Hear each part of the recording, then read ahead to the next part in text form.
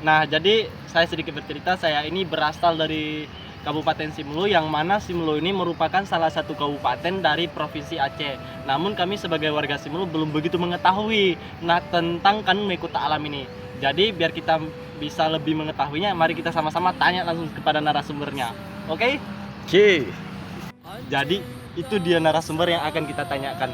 Sekarang mari kita tanya. Iya. Let's go.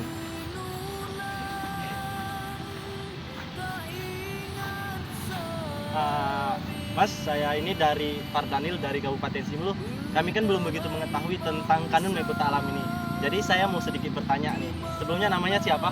Perkenalkan, saya Hikmah Pasaribu, NIM 2324 63041. Saya Prodi Ilmu Administrasi Negara, Kampus Al-Wasliyah.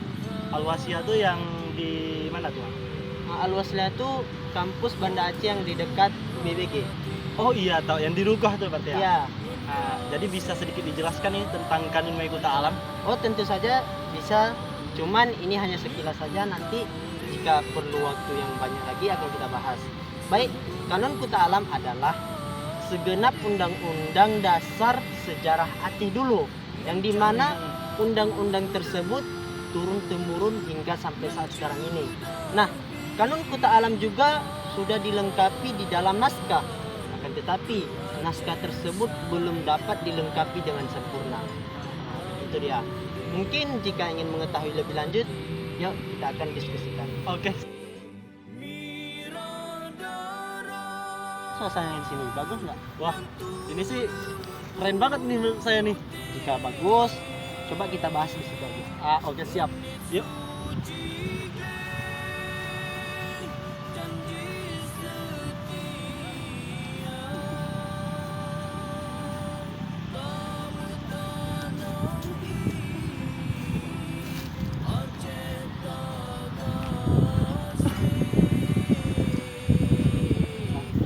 Oke, jadi sampai mana tadi penjelasan kita? Nah, penjelasan kita tadi tentang kanun Kuta Alam.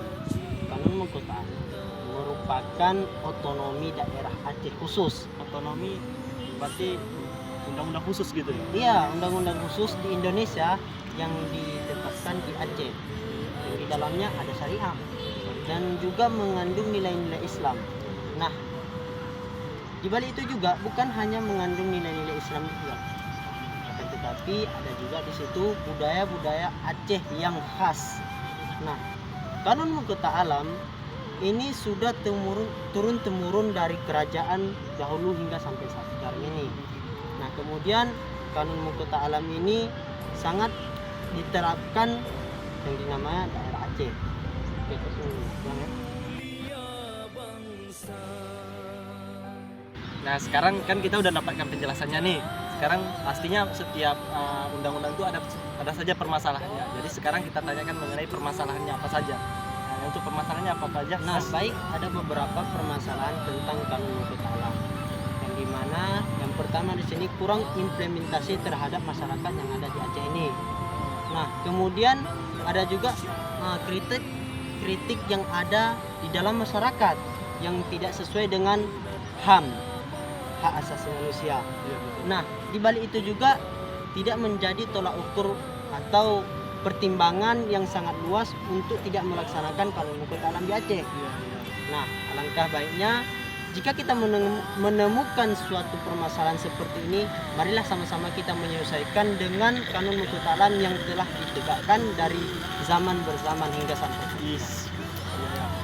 Baik, saya begitu terharu nih. Maksudnya dari selama ini kan saya sebagai orang Simelu begitu tidak mengetahui tentang kanun ini. Jadi pada hari ini saya sudah terbantu ya, sudah terjawab semua pertanyaan saya sama Mas Hikmah Pasaribu. Terima kasih Mas ya. Baik, sama-sama. Sampai jumpa.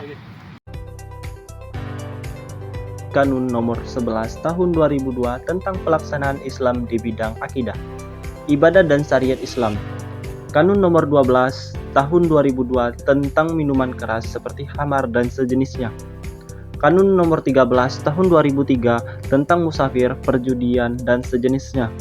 Dan kanun nomor 14 tahun 2003 tentang kehalawat perbuatan mesum.